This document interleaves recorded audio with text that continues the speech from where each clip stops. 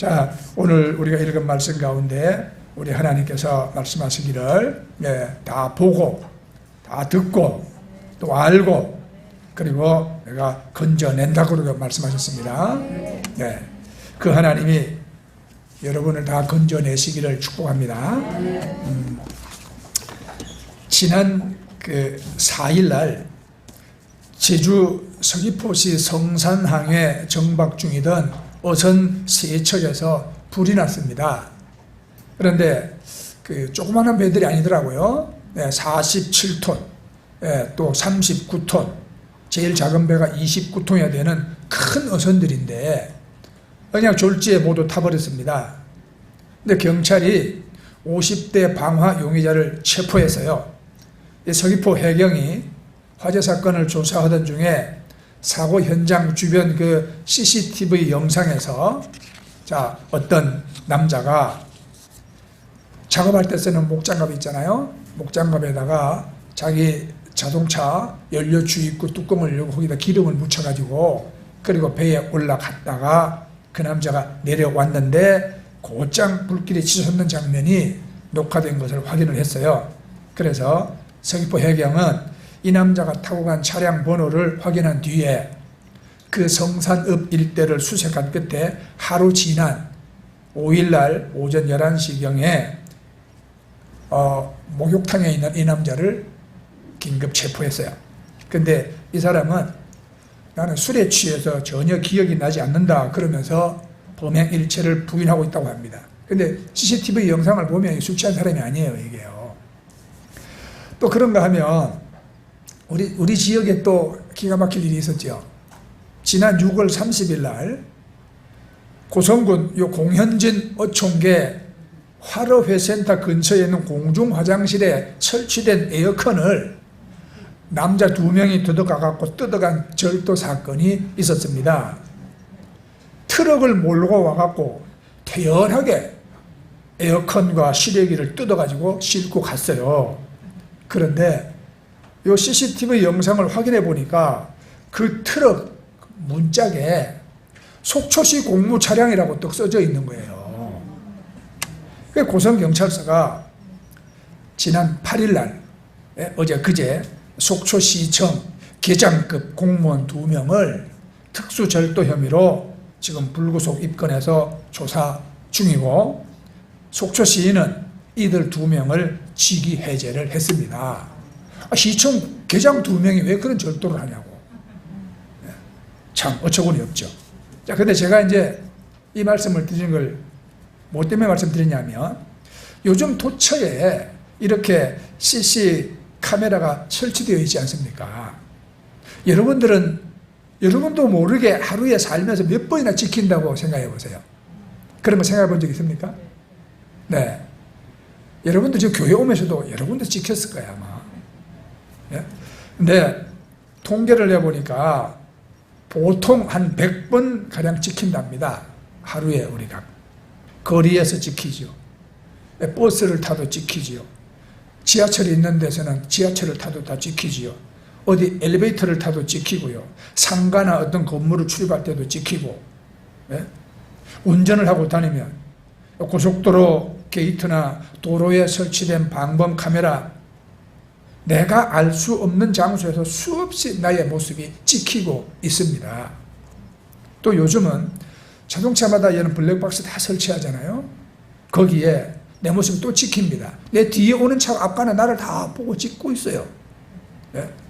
그리고 또 내 블랙박스 그 찍힌 영상을 확인해 보면 내가 어디를 갔는지, 무엇을 했는지, 어디서 누구를 만났는지 뭐 이런 거 여러분 다 흔적이 그 영상에 다 기록이 됩니다.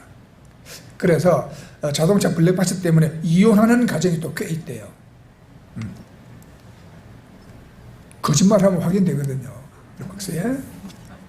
그러니까 여러분, 나는 알 수 없지만 누군가가 나의 행적을 보고 있다. 이것이 요즘 개인의 자유를 침해하는 사회적 문제라고 또 일각에서 제기하는데 이게 꼭 부정적인 문제만은 아니라고 생각합니다. 만약에 이 카메라가 없었다면 그 큰 어선 세척에 불 지른 사람은 어떻게 잡았을까요? 그죠? 저 공중 화장실에 설치된 에어컨 뜯어가는 저 절도범들을 어떻게 잡았을까요? 여기 토성면 면사무소가 새로 지어가지고 이전을 했거든요. 네, 거기를 가니까 입구 화단에다가 이렇게 경고문을 붙여놨더라고. 네. 화단에 꽃, 나무 훔쳐가지 마세요. 지금 CCTV가 다 감시 녹화 중에 있습니다. 그거는 많은 사람들이 거기 화단에 있는 꽃이나 나무를 뽑아가고 훔쳐갔다는 걸 의미하는 것이거든요. 그러니까 이제 그렇게 카메라가 다 찍고 있다는 걸 알면은 더 이상 못 훔쳐가죠. 우리가 이런 것 때문에 범인이 잡히고 그리고 잘잘못을 가리는데 결정적인 증거가 되기도 합니다. 그래서 이렇게 나도 모르게 찍히고 있다는 사실은 정당하지 못한 행동을 하며 살아가는 사람에게는 큰 부담이 되죠. 매우 조심해야 합니다. 그런데 자기의 행동이 정당한 사람은 나의 정당한 행동을 누군가가 보고 있고 기록되고 있다는 것이 도리어 힘이 되잖아요. 며칠 전에 춘천에서 그 맥주 회사 맥주를 운송하는 큰 트럭이 커브를 급하게 돌았는지 옆에 확 열리면서 맥주 상자가 도로로 와르르 쏟아졌어요. 그러니까 그 교차로가 일시에 깨진 맥주병과 그냥 막 맥주 거품으로 그냥 아수장이 됐습니다. 운전기사가 너무 황당해가지고 빗자루를 들고 내려왔는데 이걸 어떻게 감당이 안 되잖아요. 그런데 어디서 나타났는지 시민들 10명이 오더니 그냥 눈치는 삭과 빗자루 들고 와가지고 막 치웠어요. 그래서 30분 만에 상황 깨끗하게 정리가 됐어. 그리고 이 10명 시민은 다 집으로 가버린 거예요. 이게 이제 또 그 교차로에 있는 카메라에 다 녹화가 된 겁니다. 그래서 이게 해외 토픽에도 나갔어요. 우리 한국 사람들의 시민 정신은 이렇다. 만약에 중국에서 이런 일이 벌어졌으면 아무도 뭐 유리조각 하나 안 주웠을 것이다. 그런데 이제 그 맥주 회사가 너무 고마워가지고 10명의 시민들을 찾아서 감사하고 보상하겠다고 이제 그렇게 발표를 했대요. 그리고 그 고의가 아닌 실수로 그렇게 맥주를 쏘도 운전기사는 직장에서 잘릴까 봐 얼마나 전용을 하겠어요. 그런데 맥주 그 회사에서 운전기사에게 잘못을 묻지 않겠다. 그냥 넘어가겠다. 그렇게 이제 발표를 했답니다. 이런 모든 것이 다 나는 모르지만 여러분 다 보고 기록하는 그런 카메라가 있기 때문에 또 가능한 일이겠죠. 그죠? 그러니까 정당하지 못한 행동을 하는 사람에게는 이게 한없이 이게 참 부담이 되는 일이고 정당하게 행동을 하는 사람에게는 여러분 다 보고 기록되어 있다는 것이 도리어 힘이 된다 이 말입니다. 우리 하나님께서도 선악을 다 보고 계신다고 그랬어요. 내 일생을 다 보고 계십니다. 내 삶의 모든 것이 행위록에 다 기록이 되고 있습니다. 기록이. 욥기서 11장 11절 말씀에 보면 하나님은 허망한 사람을 아시나니 악한 일은 상관치 않으시는 듯 하나 다 보시느니라 그랬어요. 여러분들이 오늘 교회 나오는 것도 하나님이 다 보셨어요. 그럼 힘이 되잖아요. 그죠? 오늘 내가 참 다른 약속이 있고 막 엄청 바쁜데 그래도 아니야. 하나님께 예배하러 가야 돼. 이러면서 여러분들이 하나님을 향하여 예배자로서의 믿음을 신실하게 지켰다면 그걸 다 보고 계시는 하나님이 여러분 얼마나 기뻐하시고 그게 나에게 얼마나 힘이 되냐 이 말이에요. 그렇죠? 그런데 반대로 생각해 봅시다. 여러분들이 충분히 예배를 갈 수 있는데도 불구하고 여러분들이 안 가려고 다른 핑계를 찾고 안 갈 건수를 만들고 그래서 안 오고 빠졌다면 그것 또한 하나님이 다 보고 계시잖아요. 그죠? 자, 하나님은 상관하지 않으시는 뜻 하나 다 보시느니라 그랬거든요. 그러면 보면 봤지 뭐 어쨌단 말이냐? 그게 아니죠. 그 결과가 달라지죠. 우리가 하루하루 사는 게 아니거든요. 하루만 살고 끝나는 하루살이가 아니잖아요. 하나님은 내 일생 전체를 통해서, 내 자손 천대를 통해서 하나님께서는 다 역사하신다 이 말입니다. 그래서 자, 우리가 보고 계시는 하나님을 우리가 인식을 해야 돼요. 인식을. 조선시대에 글 잘 썼던 문인 유한준이라는 분이 이런 글을 썼어요. 사랑하면 알게 되고 알면 보이나니 그때 보이는 것은 전과 같지 않으리라. 그랬어요. 여러분, 사랑하면 보인다. 여러분, 의미 깊은 말이 그잖아요. 사랑하지 아니하면 안 보여요. 사랑하면 보입니다. 하나님께서는 하나님의 백성 이스라엘이 이방인의 이 땅 애굽에서 종살이를 하며 막 고통당하는 것을 보고 계신다고 말씀하거든요. 그것도 분명히 본다고 강조합니다. 우리 오늘 읽었어요. 7절에 내가 애굽에 있는 내 백성의 고통을 분명히 보고 그랬거든요. 여러분, 본다는 것을 뭘 의미합니까? 상대방을 무시하고 얼굴을 돌려서 외면해 버리지 않고 어떤 대상을 눈에 담는 것을 허락하는 것입니다. 받아들이는 것이고 그 대상에 나의 초점을 맞추는 겁니다. 그 본다는 것은 내 영혼의 범주 안에 놓는다는 것을 의미해요. 우리가 믿는 하나님께서는 보고 계시는 분이기 때문에 하나님의 눈에 나를 담으시고 나에게 초점을 맞추시고 나에게 온통 주의를 기울이신다는 겁니다. 그런데 우리는 그걸 잘 인식을 못하고 살아요. 때때로 멀리 계시는 하나님을 우리가 여러분 느낍니다. 하나님이 과연 우리의 고통과 형편을 보고 계시는가? 하나님이 살아계시다면 어찌 이럴 수가 있냐? 이런 생각이 들 때도 있지요. 그러나 성경은 하나님은 분명히 보고 계신다고 말씀합니다. 보는 것은 그냥 단순히 보는 것에 그치지 않습니다. 하나님이 보고 계시는 것은 나를 주목한다는 거예요. 여러분, 주목하는 것이 사랑입니다. 사랑하면 보게 됩니다. 어느 집 거실 장식장 안에 비싼 양주병들이 그냥 빼곡하게 들어가 있습니다. 길쭉 한 병, 동굴 한 병, 납작 한 병, 뚱뚱 한 병, 뭐 많아. 자, 그러면 분명히 그 집 주인은 술을 사랑하는 사람입니다. 그 술병을 사랑스럽게 바라보면서 여러분 기쁨을 누립니다.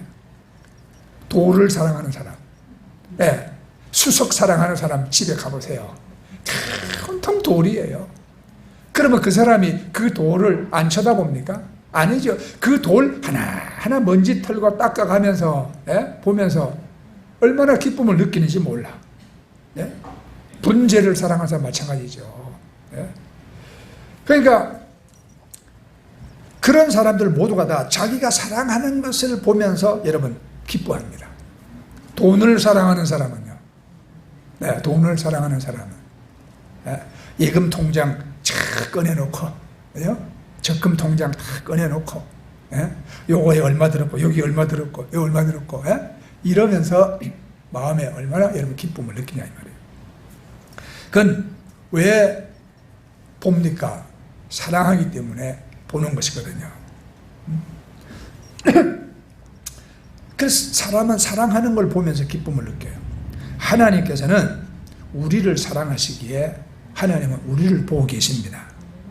사랑하면 보입니다. 보는 것이 사랑입니다.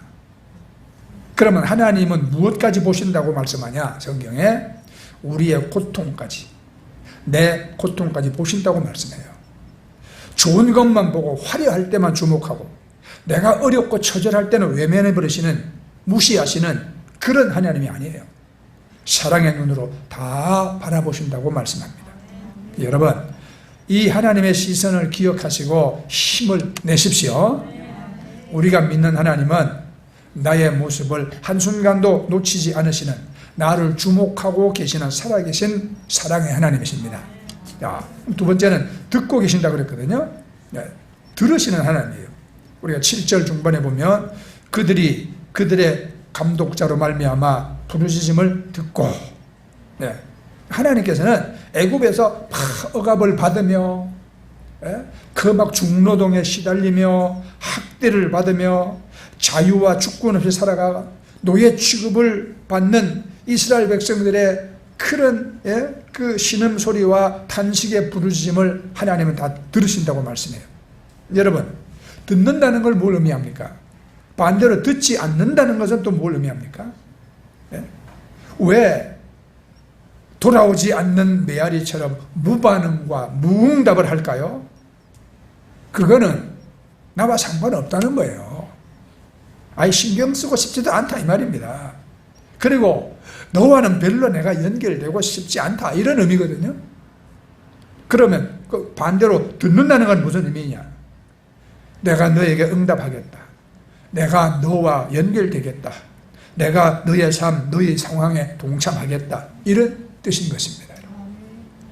우리가 믿는 하나님은 듣고 계신 분이라는 것은 하나님의 귀에 우리의 여러분 부르짖음을 담으시고 이제 하나님께서 내가 상관하겠다. 내가 응답하겠다. 이렇게 말씀하시는 거예요. 하나님의 신경은 지금 택함받은 주의 자녀들의 그 부르짖음에 여러분 쏠려 있는 것입니다. 또 우리가 살다 보면 때때로 하나님께서 귀를 막으시고 도무지 안 들으시고 안 나타나시고 그런 숨어있는 분처럼 계실 때가 있잖아요. 시편 22편 1절에도 다윗이 막 외칩니다. 내 하나님이여 내 하나님이여 어찌 나를 버리셨나이까? 어찌 나를 멀리하여 돕지 아니하시며 내 신음소리를 듣지 아니하시나이까? 이렇게 부르셨습니다. 응답이 멈춘 그 하나님의 침묵을 경험하죠. 그런데 시편 21편에서 그렇게 탄식을 하다가 시편 40편에 가보세요. 내가 기다리고 기다렸더니 나의 하나님이 내게 응답하시고 나를 기가 막힐 웅덩이와 수렁에서 건지시고 나를 반석 위에 세우시고 내 걸음을 견고하게 하셨도다 이러거든요. 우리도 마찬가지예요. 우리도 신앙생활 하다 보면 어떤 때는 다윗같이 하나님 왜 안 들으십니까? 하나님 왜 안 나타나십니까? 하나님 내가 죽기를 바라십니까? 그렇게 할 때도 있어요. 그러나 하나님은 우리를 외면하시고 못 들으시는 하나님이 아니십니다. 다윗이 고백한 것처럼 기가 막힐 웅덩이와 수렁에서 우리를 다 건지시고 우리를 반석 위에 세우시는 우리 하나님이십니다. 여러분. 네? 그러니까 하나님은 나의 모든 말과 내 마음의 소리도 하나님은 다 경청하고 계신다 이 말이에요. 우리 숨소리, 내 신음소리 하나 놓치지 않고 하나님 다 들으신다. 그걸 경청이라고 그러거든요. 경청의 반대는 뭡니까 여러분? 그렇죠. 딴청. 내가 안 가르쳐줬는데 잘하시네. 네, 맞아요. 딴청이에요. 네. 여러분, 하나님은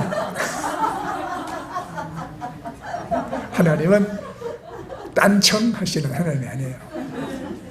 하나님은 듣는 하나님입니다. 듣는 게 사랑입니다. 사랑하면 듣게 됩니다. 하나님은 말씀하죠. 네, 내가 다 듣고 있다. 내가 다 들어준다. 하나님의 귀는 어디까지 들으시냐? 내가 차마 말로 못하는 마음속 깊은 곳의 한숨 소리. 근데 작은 방에서 홀로 누가 볼까봐 숨죽인 그런 신음소리. 너무 괴롭고 암담해서 길게 이야기하지도 못하고 그냥 하나님 이런 부르짖는 외마디 소리까지도 하나님이 다 놓치지 않으시는 분이라고 성경에 말씀합니다. 하나님은 감사와 찬양의 소리나 좋은 소리만 들으시는 하나님이 아니에요. 내 이야기라면 모두 다 들으십니다. 네. 여러분, 이 하나님의 들으심에 여러분 용기를 내십시오. 우리가 믿는 하나님은 나의 한마디 소리도 무심코 지나치지 않는 살아계신 사랑의 하나님이십니다. 아멘. 그래서 우리가 기도하는 거예요, 여러분. 그래서 주의 이름을 부르는 겁니다. 자, 그 다음에는 알고 계신 하나님이잖아요. 7절 끝에 그 근심을 알고 그랬죠. 하나님께서는 사랑하는 자녀들의 근심을 알고 계신다고 말씀합니다. 이 이스라엘 민족이 애굽에서 노예 신분이었잖아요. 아무리 꿈을 꾸어봐도 앞이 보이지 않는 미래가 없는 상태입니다. 그 근심을 하나님께서 알고 계신다고 합니다. 그럼 안다는 게 뭡니까? 내가 그 대상에 그것에 마음이 있고 관심이 있다는 겁니다. 우리가 믿는 하나님은 알고 계시는 하나님이기 때문에 사랑하는 자녀들에게 온통 관심이 집중되어 있습니다. 그러니까 하나님의 관심은 우리들에게 있는 거예요. 그죠? 하나님이 뭐 이 사업이 잘 되고 저 사업이 잘 되고 관심이 있겠어요? 하나님이 무슨 뭐 주가가 올라갈까 내려갈까 뭐 이것 관심이 있겠어요? 아니, 하나님의 관심은 바로 구원받은 하나님의 자녀들에게 있는 것입니다. 그 하나님의 마음은 여러분들로 가득 차 있는 거예요.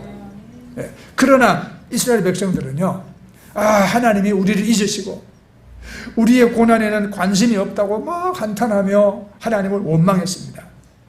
우리들도 가끔 그러잖아요. 하나님은 너무 높이 계시는 분이기 때문에 우리의 이 삶의 고단한 현실을 하나님 과연 아실까? 그런 의구심이 들 때도 있지 않습니까? 그러나 하나님께서는 우리들의 아픔과 그 눈물과 우리 삶의 고단함을 여러분 다 알고 계십니다.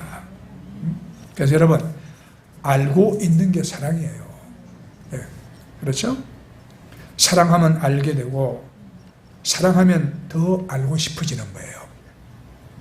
하나님의 알고 계심은 우리의 소원, 우리의 기도 제목을 넘어서 우리의 근심, 우리 부끄러움, 그 수치, 걱정, 불안, 두려움까지도 하나님은 다 아십니다. 그리고 우리의 마음을 헤아려 주시고 나를 알아주시죠. 여러분, 이 하나님의 마음의 소망을 품으세요. 우리가 믿는 하나님은 내 마음을 알아주시고 내 근심을 알고 계시는 하나님이다 이 말입니다. 우리가 그 중국 사람들은 이 도교, 옛날부터 이 도교 이런 것을 이 민간신앙으로 몇천 년 믿어왔죠. 그 사람들이 그 도교는 보세요. 사람이 이렇게 돌을 닦으면 신선이 된다는 것이거든요. 신선. 그러니까 그림에 많이 보잖아요. 무릉도원, 복숭아꽃이 만만한 무릉도원에 정자에 수염이 허연 신선들이 부채질하며 있고 옆에서는 동자가 차를 끓이고 있고, 그죠? 이런 그림 종종 본 적 있을 거예요. 그럼 하나님은 그런 신선이 아니에요. 우리와 전혀 상관이 없는, 우리 이 아픔이 많고 이 고단함이 많고 이 두려움이 많은 이런 세상에 상관없이 저 무릉도원에서 부채질이나 하고 여러분 바둑판 앞에 놓고 차나 마시고 있는 그런 신선이 아니야. 하나님은 우리와 함께 하신 하나님이에요. 우리와 함께 하신 하나님. 내 아픔을 알고 내 두려움을 알고 내 고단함을 다 아시는 하나님이거든요. 여러분들이 하나님 헌금을 내도 여러분들이 이것을 얼마나 바깥 세상에 힘들게 일하고 벌어서 여러분 이걸 구별내는지 하나님 다 아신다 이 말이에요. 예수님이 성전에 가셨을 때에 가난한 과부가 와서 그 동전 2립을 헌금을 내잖아요. 예수님이 그걸 보시고 뭐라고 말씀했어요? 어느 누구보다도 저 여인이 많이 넣었다. 하나님께 많이 드렸다. 그렇게 말씀하잖아요. 그 사람은 알기 때문에 그런 거예요. 그 여인이 얼마나 과부로서 고단하게 인생을 사는지 알기 때문에 그 가난하고 고단한 가운데서도 비록 동전 눈이지만 그걸 구별해서 하나님께 드린 것이 다른 사람보다 더 많이 넣었다고 하나님은 그 삶을 알아주시잖아요. 하나님은 우리를 다 알아주시는 하나님이에요, 여러분.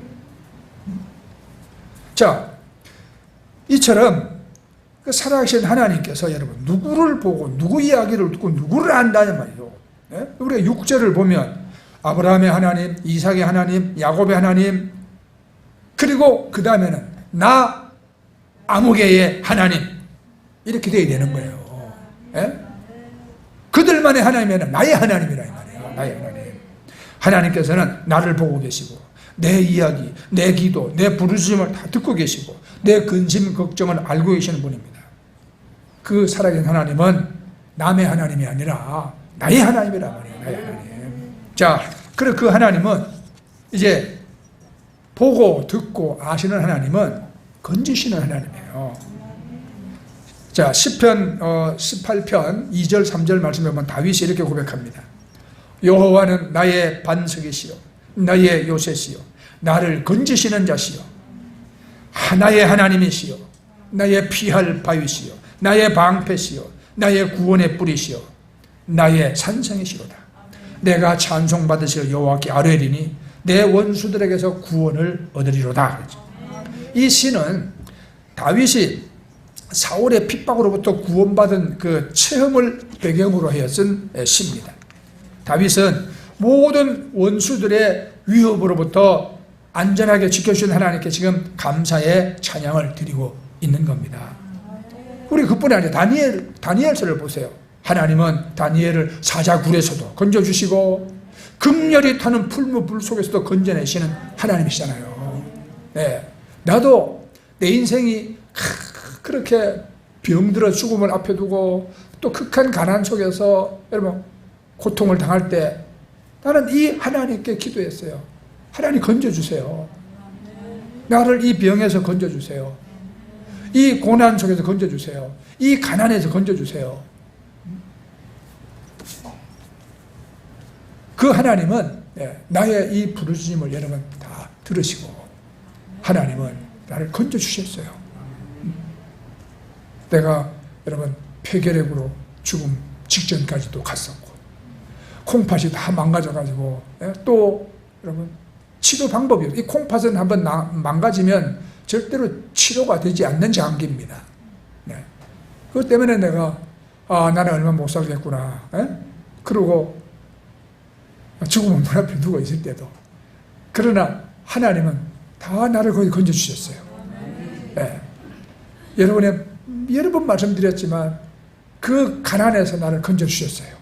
네. 네. 수제비 한 그릇 사서 오늘 수제비 먹는다 그랬지.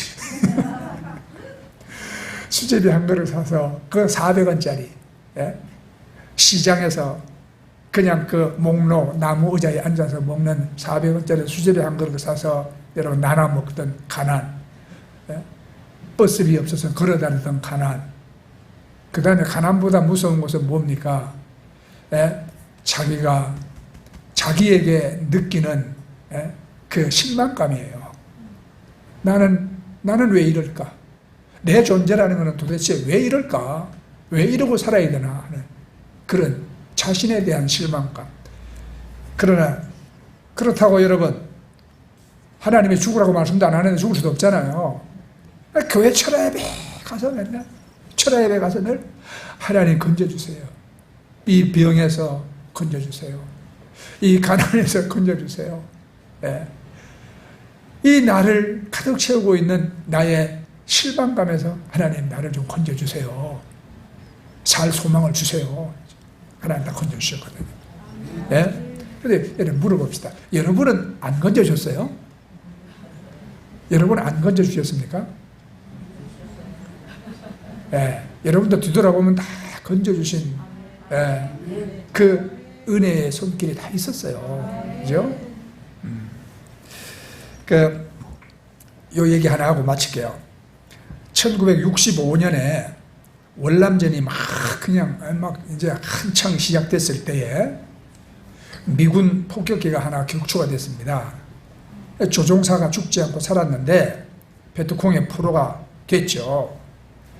그러니 그 불타는 비행기에서 그 조종사를 끌어내가지고 성난 마을 주민들이 벌떼처럼 달려 들어와가지고 막 농기구 짝대기로 막 두들겨 팹니다. 그때 마을에 그 베트콩들이 달려와서 막았어요. 안 막았으면 이 사람은 거기서 맞아 죽었어요. 이제 베트콩이 포로가 됐죠. 그래서 베트콩에서 월맹군 정규군 포로 수용소로 넘겨졌어요. 8년을 그 월맹군 포로 수용소에 갇혀 있었습니다. 그 포로 수용소가 어떤 거냐 하는 거는 람보 영화를 보면 나와요. 미군들은 그걸 닭장이라고 그랬어요. 대나무로 이렇게 엮어가지고 사람을 집어넣는데 설 수도 없어요. 누울 수도 없어요. 그런 작은 공간에 넣어놓고 고통을 줍니다. 그 다음에 수십 차례 고문을 당합니다. 근데 막 동료 포로들이 막 죽어나가거든요. 그 처참한 상태에서 장래는 안 보이고 고통만 넘쳐나잖아요. 포로들이 막 죽어나가는 거는 자기 스스로가 실망하고 삶을 포기하기 때문에 살 소망을 잃어버려서 죽는 거예요. 자, 믿음은 이때 필요하죠. 믿음은 잘 될 때는 누구나 하나님께 감사합니다. 하지만 하나님이 안 보이는데도 감사할 수 있냐? 여러분, 사실 막 폭풍이 오고 비바람이 몰아쳐도 태양은 변함없이 저기에 빛나고 있는 거거든요. 문제는 우리 마음에 있는 구름입니다. 두려움과 낙심입니다. 그것이 하나님을 못 보게 하는 거예요. 그래서 성경 보면 다윗은 외칩니다. 내 눈을 밝혀 하나님을 보게 하소서. 자, 그 월맹군 포로 수용소에 갇힌 조종사는요, 짐 스톡데일이라는 사람입니다. 격추되었을 때에 미 해군 대위였어요. 네, 해군 소속 조종사 항공모함에서 뜨는 그 격추 당시에 주민들에게 맞은 다리는 회복이 안 되고 통증이 심해집니다. 거기다가 걸핏하면 불러내서 고문합니다. 그래서 포로들 중에 삶을 포기하거나 죽는 사람이 많았어요. 그러나 이분은요, 그 고통 속에 갇혀있는 포로들을 돌봅니다. 그들이 절망하지 않도록 매일 격려의 말을 해줍니다. 그리고는 믿음을 일으킵니다. 하나님 있는 믿음을. 하나님을 믿자. 나의 조국을 믿자. 내 자신을 믿자. 이거예요. 하나님은 우리를 안 버리신다. 우리 조국 미국도 우리를 안 버린다. 그러니 내 자신을 믿어라. 네 스스로가 너를 버리지 마라. 네. 그러면서 지금까지 주신 은혜를 다 기억해내고요. 그리고는 성경 말씀을 생각하고 거기에 마음을 집중합니다. 여러분, 그 비참한 마음으로 그런 현실을 참고 있는 것만이 믿음이 아니에요. 헨리 나우에는 이렇게 말했어요. 인내는 그냥 참는 게 아니다. 할 일을 하면서 기다리는 것이다. 그랬거든요. 그러니까 이 스톡데일은 고통의 현실보다 더 크신 하나님을 믿음으로 바라봅니다. 그 하나님의 약속의 말씀을 늘 마음에 채웁니다. 그리고 그것을 주변에 있는 동료 포로들에게 끊임없이 외치면서 그들을 격려합니다. 믿음이 현실을 지배한다는 사실을 알아야 돼요, 여러분. 그래서 그들은 나는 절대로 굴하지 않는다. 하나님은 반드시 나를 성공하게 하신다. 그러므로 나는 절대로 견뎌낼 수 있다. 해결책은 반드시 있다. 나는 끝까지 도전하겠다. 이 짐 스톡데일이라는 분은 나중에 그것을 가르쳤어요. 그래서 하나님에 대한 믿음과 하나님이 존귀하게 하신 내 자신에 대한 믿음을 잃지 않으면 된다 이거예요. 이게 그 사람 방법이에요. 그렇게 지옥 같은 8년을 견딘 1973년 어느 날 이 스톡데일이 풀려납니다. 그동안 그러면 절망 속에서 이 사람이 막 몹쓸 폐인이 됐냐? 아니요. 더 강한 사람이 됐어요. 그리고 군에 복귀해서 진급을 거듭합니다. 결국 미 해군 역사상 조종사 기장과 의회 명예훈장을 동시에 타는 최초의 삼성 장군이 됐어요. 별세계 장군이 됐어요. 그건 동료 포로들의 그 생명을 구한 헌신적인 공로를 인정을 받았습니다. 그러니까 지나놓고 보니까 포로 생활을 한 것이 오히려 전쟁에 승리한 것보다 더 큰 보상을 받았어요. 네. 이분이 11개 명예 박사 학위를 받고 제대 후에는 대학교 총장이 됩니다. 그분이 다녔던 고등학교는 아예 이름을 바꿨어요. 이름을. 그 사람 이름으로. 스톡데일 고등학교 이름까지 바꿨어요. 그만큼 그분을 명예롭게 생각하는 거예요. 그리고 그분이 태어난 고향 어빙돈시에는요, 그 사람 이름으로 된 스트리트 거리가 생겼어요. 그래서 이분이 만든 스톡데일 패러독스를 아까 제가 말씀드렸어요. 나는 절대로 굴하지 않는다. 하나님은 반드시 나를 성공하게 하신다. 나는 절대로 다 견뎌낼 수 있다. 해결책은 반드시 있다. 나는 끝까지 도전하겠다. 네. 이것은요, 기업을 운용하는데 아주 중요한 이론이 됩니다. 네, 즉, 절대로 믿음을 잃지 말라. 그러면 힘이 나온다. 네, 그러면서 냉혹한 현실을 직시하라. 네, 거기에 대처하면서 견뎌라. 이거예요. 자, 여러분, 내 모습, 내 소리, 내 마음 참 놓치지 않는 하나님께서 여러분들을 사랑하시고 여러분들과 함께 하십니다. 그 하나님 멀리 계시지 않습니다. 지금 여러분과 함께하고 계십니다. 여러분 힘을 내세요. 용기를 내세요. 포기하지 마시고 여러분 인내하며 여러분 주님을 바라보십시오. 네. 우리가 믿는 하나님은 보고 듣고 알고 건지시는 우리 하나님입니다. 아멘. 네. 자, 우리 찬양하고 그 하나님께 기도합시다.